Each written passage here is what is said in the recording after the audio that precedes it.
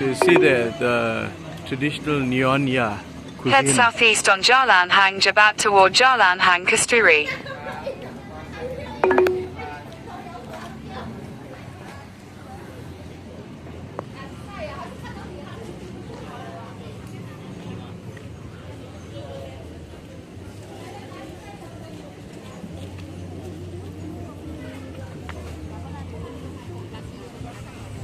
So this, the traditional Nyonya cuisine.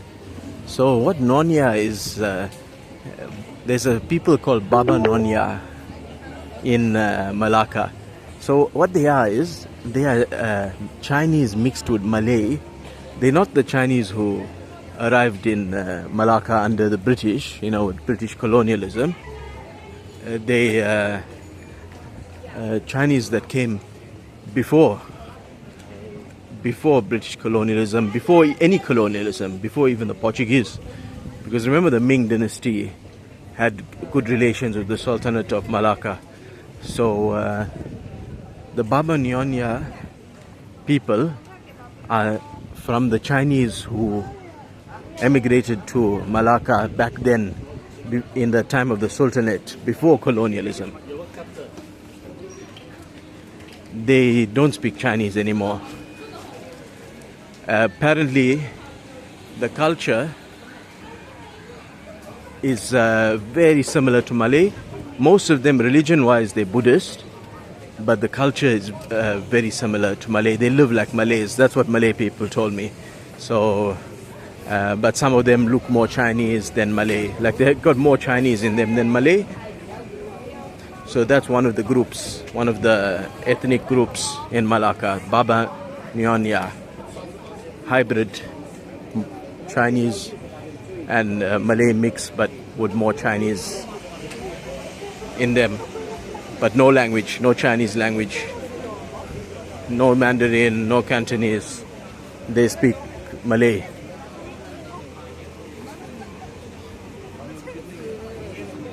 So this is Jonker Walk now. This is the busiest spot.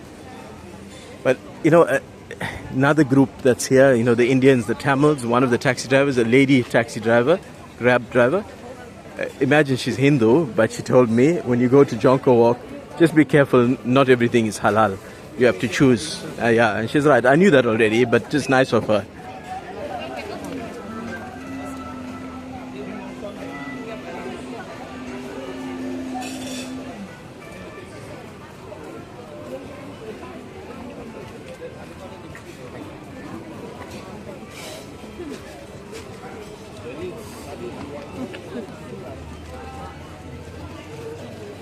Huh? 15.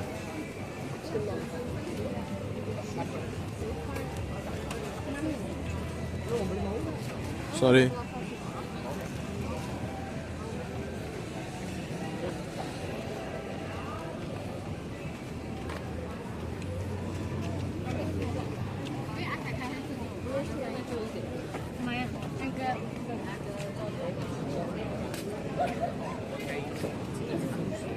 And another ethnic group here in Malacca are Creole. There's something like Klentang or Klantang.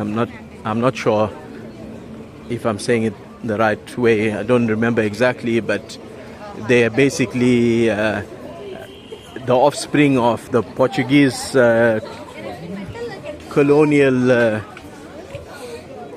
presence together with local Malays. So the offspring, this mixed Malay and Portuguese people.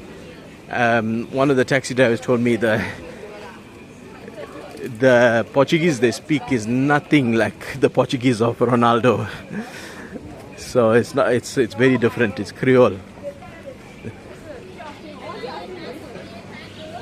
So I saw, now I'm starting to see a few Muslim stores. A mango smoothie there. I really think we should have just stayed in the mosque. We often get free food in the mosque. Like, it's not a huge meal, but something, and then we can come out. No, I'll go down there since we're here, so we won't come back again.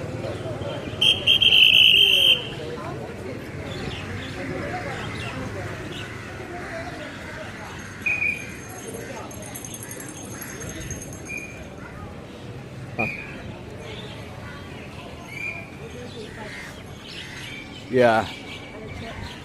Yeah, so that's the, I believe this is a Dutch church from the Dutch colonial period.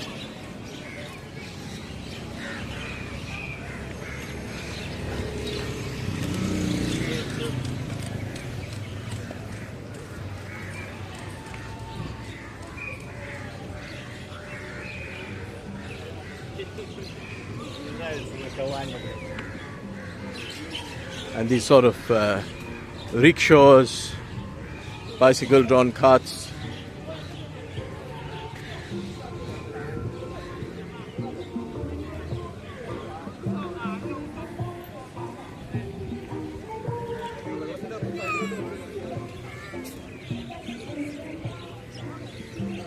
World Tourism Day hosted by Malacca, Malaysia 2025.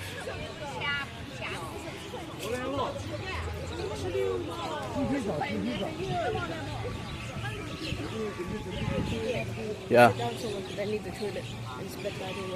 Huh? We're not going to come back here. Yeah, I know. So I can't sit because I want to have a look at everything. So then when I offered to stop at the mosque, we should have stopped in the mosque.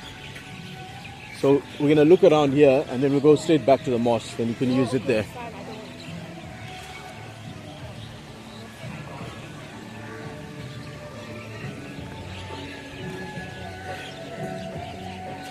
Mango juice, ice cream. Assalamu alaikum, brother. How are you? Hey.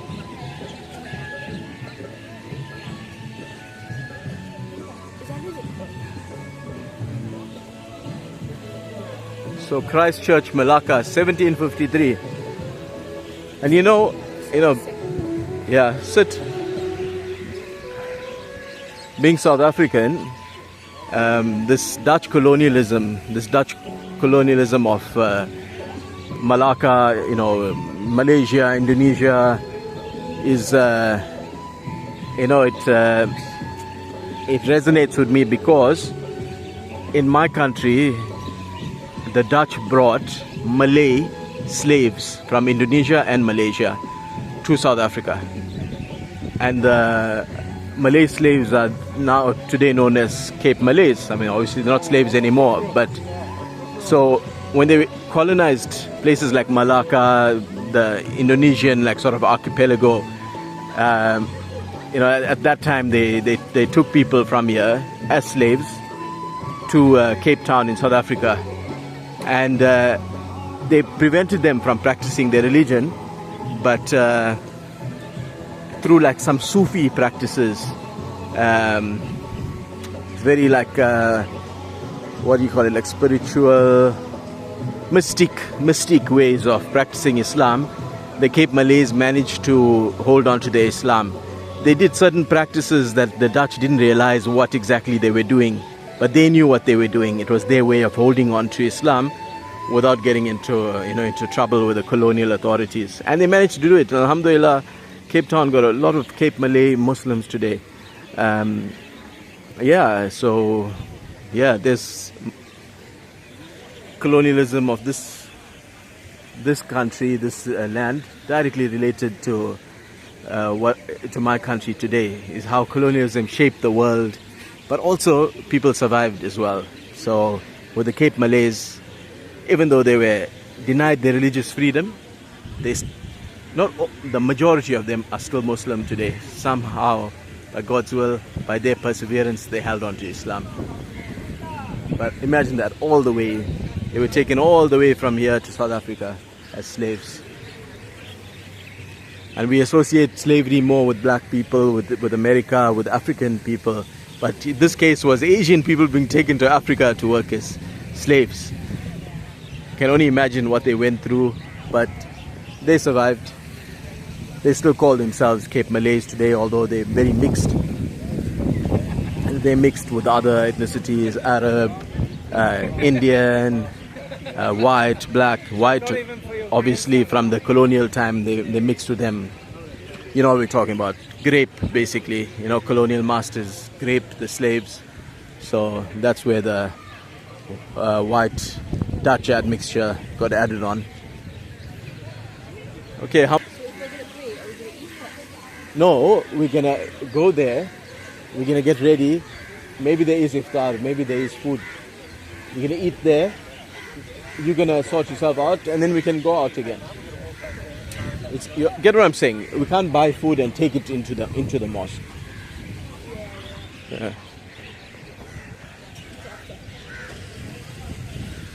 Yeah, and even then, okay, like see there, there's it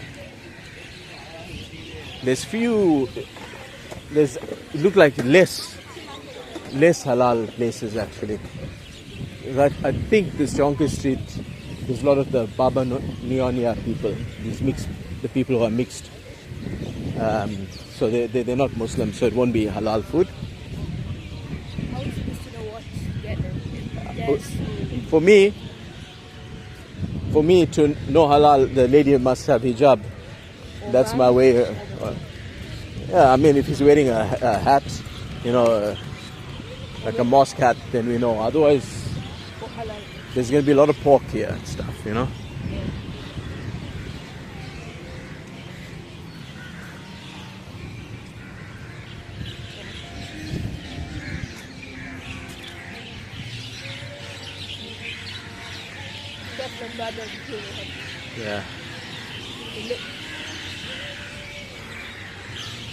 So we spoke about a few ethnic groups. Baba Nyonya, that's the Chinese with some Malaysian admixture, and then we spoke about the Creole, Portuguese Creole, who still call themselves Portuguese. So they mix Portuguese with native people, who are the Malays. And then with the British Chinese came, these are the Chinese who still speak Mandarin, Cantonese, whatever it is, and still like, let's say, proper Chinese, for want of a better word.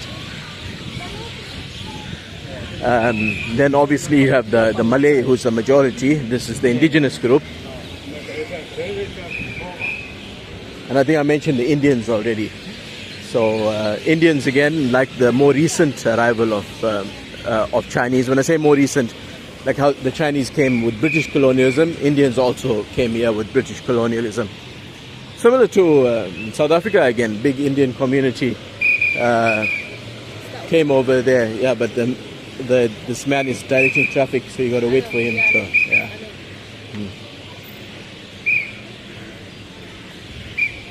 Thank you, sir.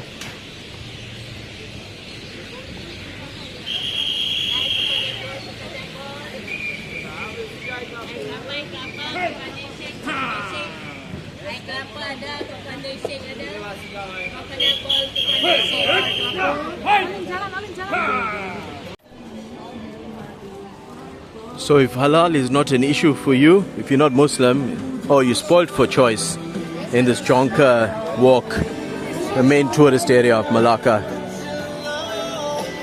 and if you like Chinese food, oh, this will be like heaven for you.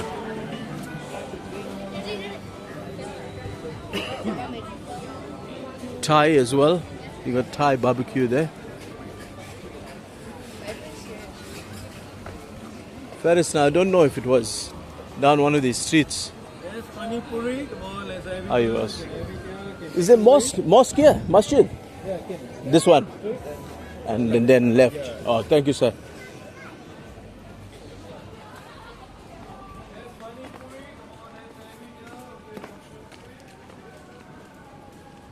Oh, we're late for the iftar. It's already on.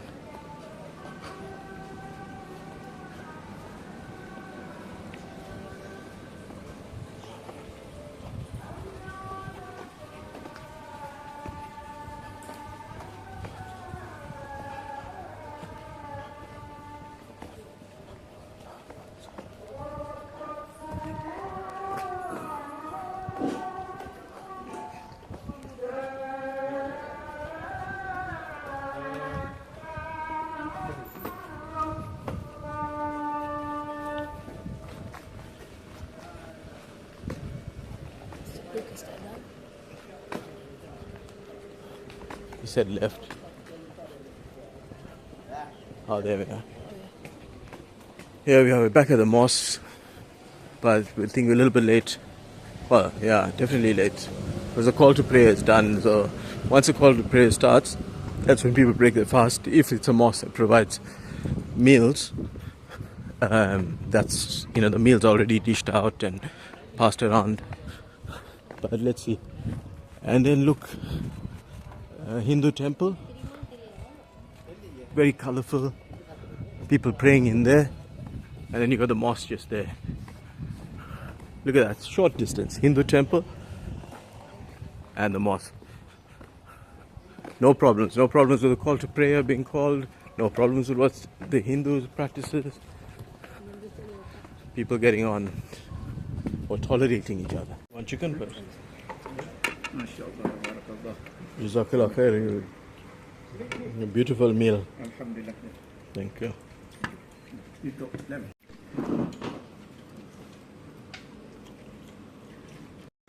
Yeah, it's like a pool of water. I know what you're thinking. They should put koi in there. Isn't it?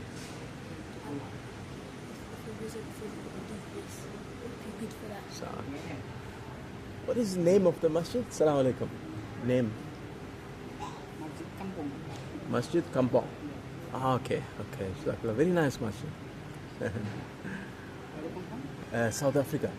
Yeah, I'm Indian, but from South Africa. Yeah. And you Bengali? Yeah, so much Bengali in Malaysia. Huh? Mashallah. Nice to see you all. See you. Take care. Huh? Eid Mubarak. Early. Salam. Huh?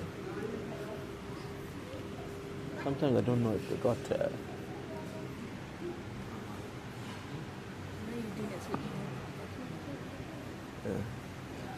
copying. Look at this old money chest for collecting money for the mosque. So people will come in, just pop in some coins in there or notes. It looks really old.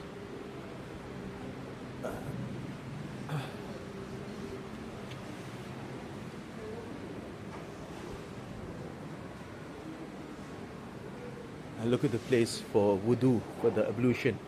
This is the washing of the hands, the face, the feet, the arms, a bit of the hair, just slight dabbing of water on the hair before the prayer that Muslims do. So you use those buckets to get the water, scoop the water out. Most modern places now have taps, like each individual person has a tap, but here they're keeping up the old tradition. And these are old graves, so there's a graveyard here as well.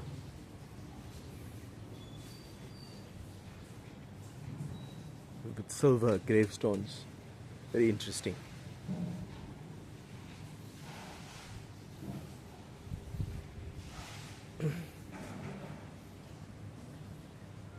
You got the mosque over there. What a beautiful view. So I was disturbed there by what the cat was doing, but yeah, what I was saying is so hospitable, so nice. And this has happened in all the mosques I've been to here. And at that table where we were eating, it was a mix of mainly Malay, Bangladeshis, who are immigrants, obviously, and they were getting on so well. And there was a man there who he got us the plates, and he and the Malay man, older man, and then there was a younger Bangladeshi man. They put our meals together for us. And the Malay man says this guy is a very good brother about the Bengali. He's very good, this one. And then he tells me, and then that one's a Bengali as well, Bangladeshi. So refreshing. In some countries, immigrants are frowned upon. The people don't mix with immigrants. They don't want, they're hostile to the immigrants. And Malaysia you could say it's a sort of a wealthy country, but it's not a super wealthy country. It's not like Dubai, Qatar, and all that. There's a lot of poverty in the country. So there's a lot of poor people and so on. And you think how people feel bad about immigrants in other countries because they feel they're taking their jobs, blah, blah, blah. People here, you'd think they'd feel the same way. But no, no, no. The good thing is they understand that, on an individual basis, people immigrate for reasons. They're not immigrating to different countries as some sort of like plot to invade your country, to change your society and all that. It's not some grand master plan, not some minion, crew or minions trying to take over the world sort of thing. And that's what I saw here. What I saw here is, no, they don't look at immigrants as these people who are plotting to change your country or take over your country or something like that. They were just having a meal together, getting on well, and welcomed me as well as South African, and Faris as whatever he is.